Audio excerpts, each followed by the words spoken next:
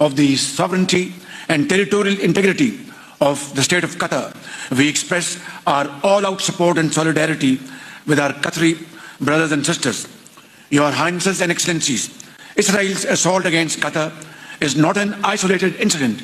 It is yet another manifestation of its declared hegemonic ambitions. My dear brothers and sisters, even in wartime, the role of peace mediators is always deemed inviolable and held sacrosanct. They are the messengers of fragile hope, hope of keeping dialogue alive to advance prospects of peace. One is therefore compelled to question, why then this charade of negotiations? Was the return of hostages ever a priority for a country that has no respect or regard for human life?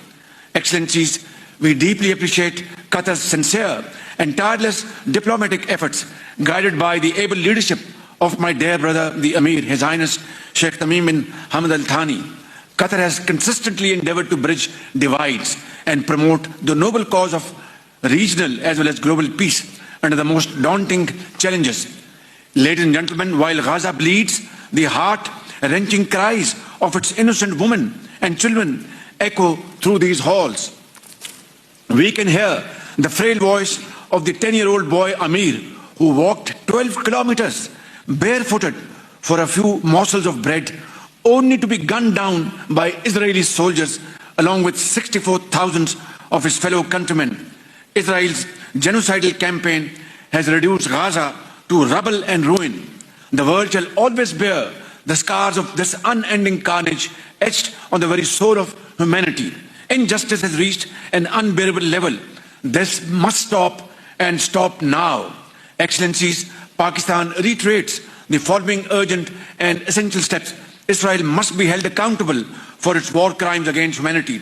Creation of an Arab Islamic task force to adopt effective measures to ward off Israeli expansionist designs. We reiterate the OIC's call to suspend Israel's membership of the United Nations. Fourth, member states should actively consider implementing other appropriate measures against Israel.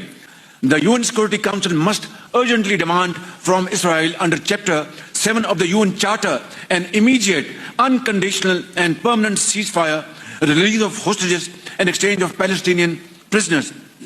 Sixth, guaranteed, sustained and secure humanitarian access to all civilians in need and the protection of aid workers, medical teams, journalists and UN personnel. Above all, Excellencies, we must achieve a just, comprehensive and lasting two-state solution with creation of an independent state of Palestine with pre-1967 borders and Al-Quds Al-Sharif as its capital. Majesties, Highnesses, Excellencies, today in this historic gathering, we have affirmed solidarity in our intentions, in our thoughts and in our words. In unison, we have all condemned Israel's aggression. Let history record this great moment when we, the leaders of the Arab Islamic world, have chosen unity, dignity and courage over silence and inaction. Otherwise, my brothers and sisters, may I submit in all humility, posterity will never forgive us. وختاما أيها الإخوة والأخوات أود أن أختتم كلمتي هذه بقول الله عز وجل واعتصموا بحبل الله جميعا ولا تفرقوا صدق الله العظيم. شكرا لكم جميعا والسلام عليكم ورحمة الله وبركاته.